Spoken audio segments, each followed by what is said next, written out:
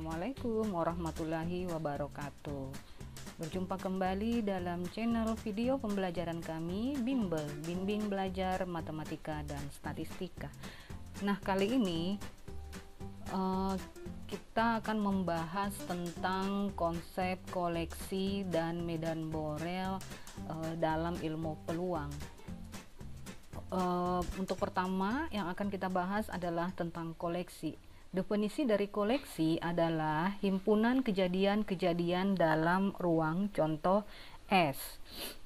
Untuk memahami definisi koleksi ini, perhatikan contoh berikut. Tindakan, jadi kita punya percobaan atau tindakan pelantunan sekeping mata uang logam. Nah, jika kita melakukan percobaan atau tindakan pelantunan sekeping mata uang logam, tentu hasil dari percobaan tersebut yaitu munculnya satu sisi dari pelantunan mata uang logam tersebut. Nah, munculnya salah satu sisi dari pelantunan mata uang logam tersebut, itulah yang kita sebut dengan istilah peristiwa. Nah, kemudian bagaimana membentuk sebuah koleksi dari tindakan atau percobaan yang dilakukan. Yang kita perhatikan di sini adalah tindakannya. Jika kita melakukan pelemparan atau pelantunan sekeping mata uang logam, berarti peristiwa yang mungkin terjadi adalah muncul sisi angka atau muncul sisi gambar yang kemudian kita ringkas menjadi S sama dengan muncul sisi angka atau muncul sisi gambar. Jadi banyaknya peristiwa di dalam ruang sampel S ada dua, yaitu muncul sisi angka dan atau muncul sisi gambar.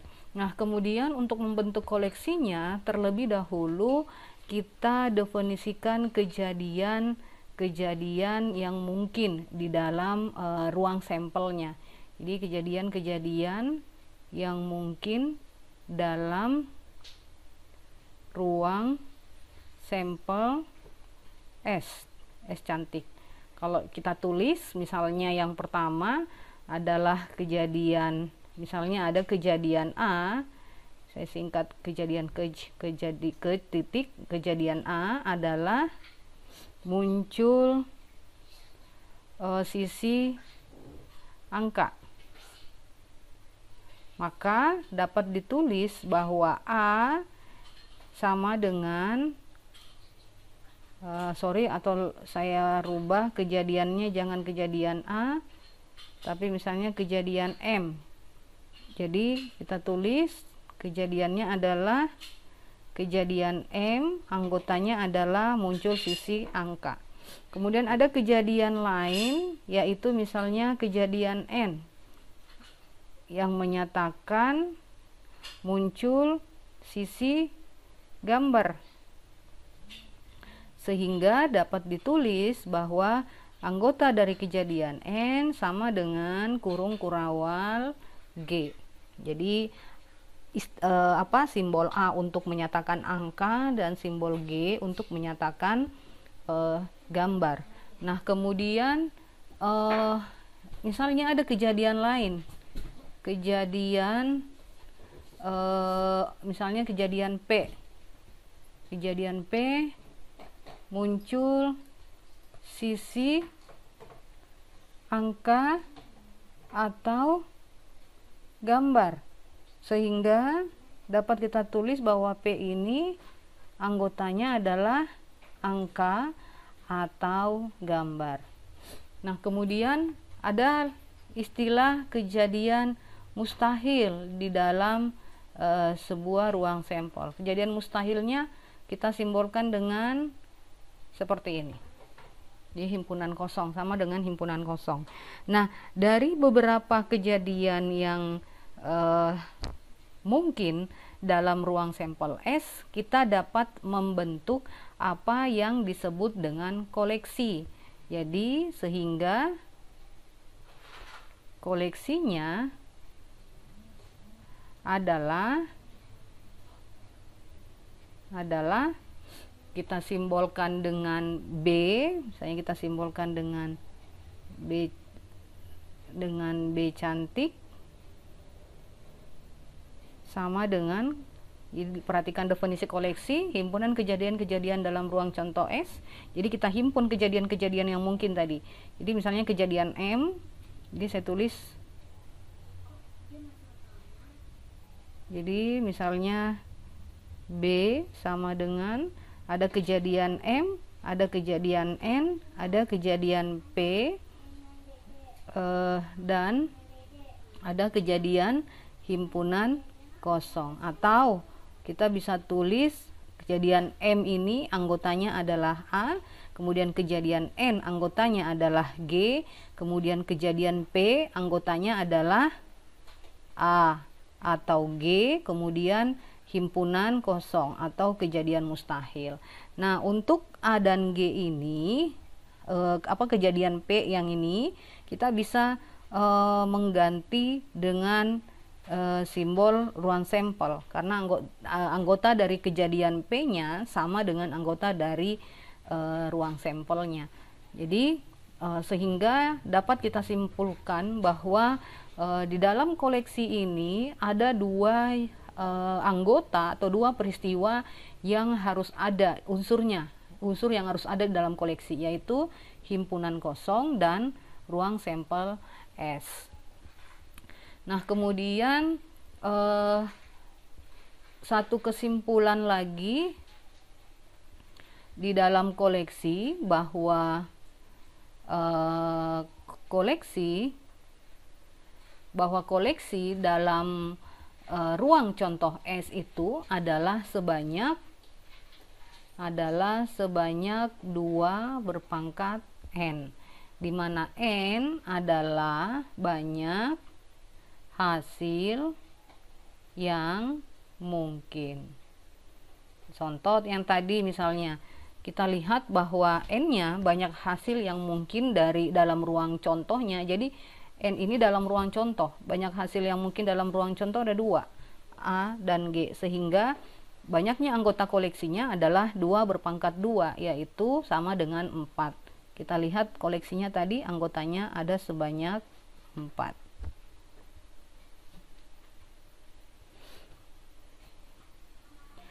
Nah, kemudian definisi tentang medan Borel adalah sebagai berikut. Medan Borel B atau Borel file adalah himpunan dari beberapa kejadian dalam ruang contoh S yang memenuhi 3 syarat berikut. Yang syarat yang pertama adalah himpunan kosong merupakan elemen dari koleksi B. Kemudian yang kedua, jika kejadian A elemen dari koleksi, maka A komplement elemen dari koleksinya juga. Sifat yang kedua ini kita sebut sebagai koleksi atau B bersifat tertutup terhadap komplementasi.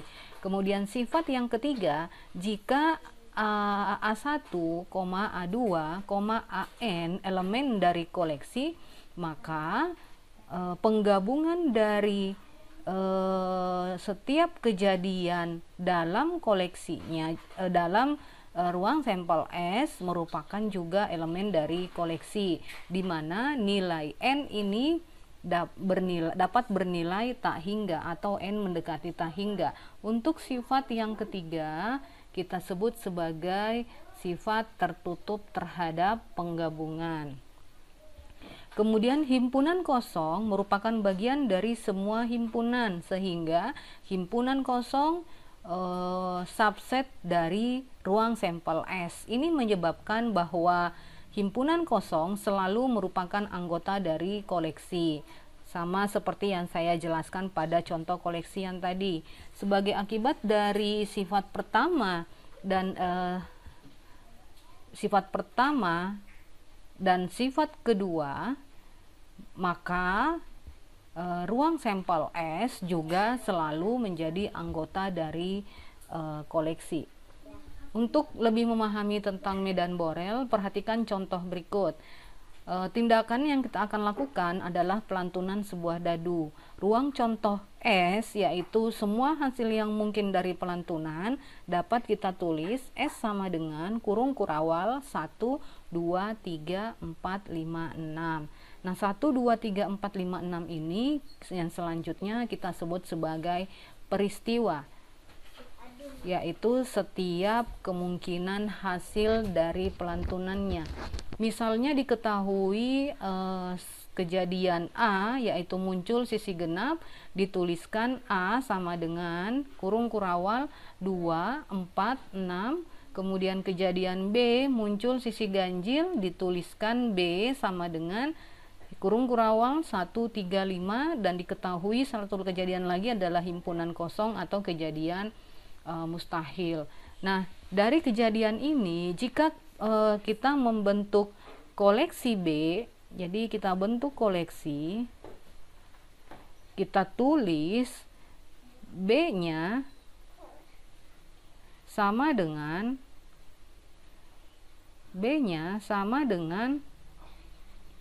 himpunan kosong, kejadian A, kejadian B, dan ruang sampel. Karena yang perlu diingat bahwa dalam sebuah koleksi dua unsur yang harus ada adalah himpunan kosong dan ruang sampel S-nya. Kemudian untuk membuktikan apakah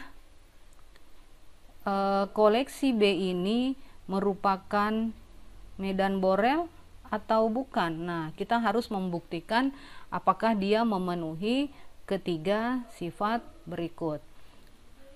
Kita buktikan untuk sifat yang pertama terlebih dahulu.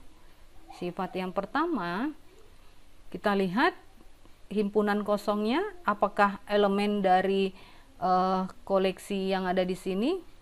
Ini ada himpunan kosong, berarti himpunan kosong kita tulis elemen dari koleksi. Sifat pertama terpenuhi. Kemudian sifat yang kedua, kita buktikan misalkan kejadian A, kita ambil kejadian A, kita lihat kejadian A itu adalah muncul sisi genap.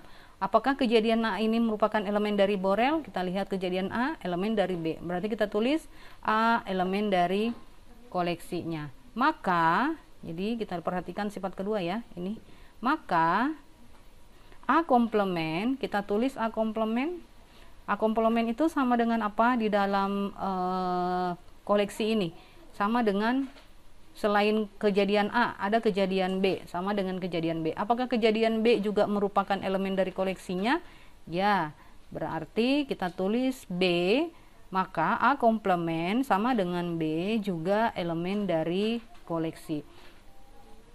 Kita buktikan lagi, ambil kejadian B misalnya, B ini elemen dari koleksi, maka B komplementnya, B komplement itu sama dengan A. Elemen, apakah dia merupakan elemen dari koleksi? Ya, merupakan elemen dari koleksi. Kemudian kita ambil lagi misalnya himpunan kosong. Himpunan kosong ini apakah himpunan kosong merupakan elemen dari koleksi? Maka himpunan kosong komplement sama dengan ruang sampel. Apakah ruang sampel ini merupakan elemen dari koleksi? Ya. Nah, jadi sifat kedua terpenuhi. Sekarang kita buktikan untuk sifat yang ketiga.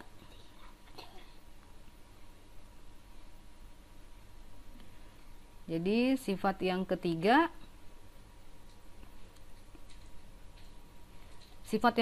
adalah sifat tertutup terhadap penggabungan. Artinya kita ambil pemisalan, gabungkan dua buah kejadian yang ada di dalam koleksinya.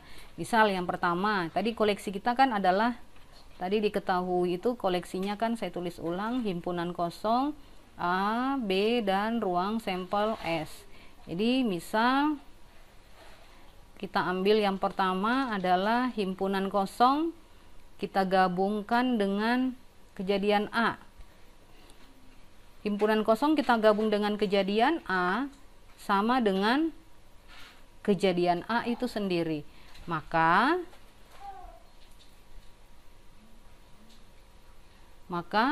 kita dapat simpulkan bahwa A-nya ini elemen dari koleksi. Kemudian kita ambil lagi kejadian yang lain, himpunan kosong gabung kejadian B. Nilainya, jika himpunan kosong kita gabung dengan kejadian B, sama dengan kejadian B itu sendiri. Nah, di mana kejadian B juga ini merupakan elemen dari koleksi. Jadi ini ya. Nah, kemudian kita ambil lagi misalnya saya gabung himpunan kosong dengan ruang sampel S. Sama dengan ruang sampel itu sendiri. Apakah ruang sampel elemen dari koleksi? Ya, elemen dari koleksi. Kemudian saya ambil lagi kejadian A, saya gabung dengan kejadian B. Kalau kejadian A, jika kejadian A kita gabung dengan kejadian B tadi, nilainya akan sama dengan anggota dari ruang sampel. Apakah ruang sampel ini elemen dari koleksi? Ya, elemen dari koleksi. Kemudian misal saya gabungkan 3 buah kejadian. A, himpunan kosong, saya gabung dengan A, saya gabung dengan B. Hasilnya apa? A, himpunan kosong gabung A, gabung B. Sama dengan ruang sampel lagi. Nah, maka dapat disimpulkan bahwa apakah ruang sampel S elemen dari koleksi? Ya. Saya gabungkan 4 buah kejadian di dalam koleksinya. A, B, saya gabung dengan ruang sampel. Kalau kita gabung secara keseluruhan sama aja dengan nilainya dengan ruang sampel. Di mana ruang sampel ini juga merupakan elemen dari koleksinya. Nah, sifat ketiga ini terpenuhi. Artinya koleksi ini merupakan memenuhi sifat tertutup terhadap penggabungan.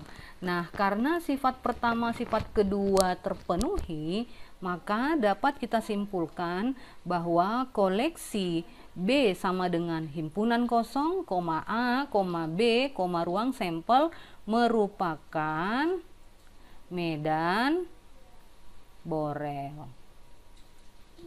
Nah, artinya yang perlu kita perhatikan bahwa medan Borel yang paling sederhana adalah medan Borel yang hanya memuat unsur atau peristiwa atau kejadian ya hanya 2, yaitu kejadian mustahil dan kejadian ruang sampel. Artinya Borel yang paling sederhana itu adalah hanya mengandung unsur ini, himpunan kosong dan ruang sampel S. Nah, ruang contoh yang tadi pada pelantunan sebuah mata dadu yaitu 1, 2, 3, 4, 5, 6 juga merupakan elemen dari koleksinya. Kemudian kesimpulan yang kedua adalah semua medan Borel pasti merupakan sebuah koleksi, tetapi tidak semua koleksi merupakan medan Borel. Nah, demikian yang dapat saya jelaskan secara ringkas tentang koleksi dan medan Borel di dalam peluang. Terima kasih. Assalamualaikum warahmatullahi wabarakatuh.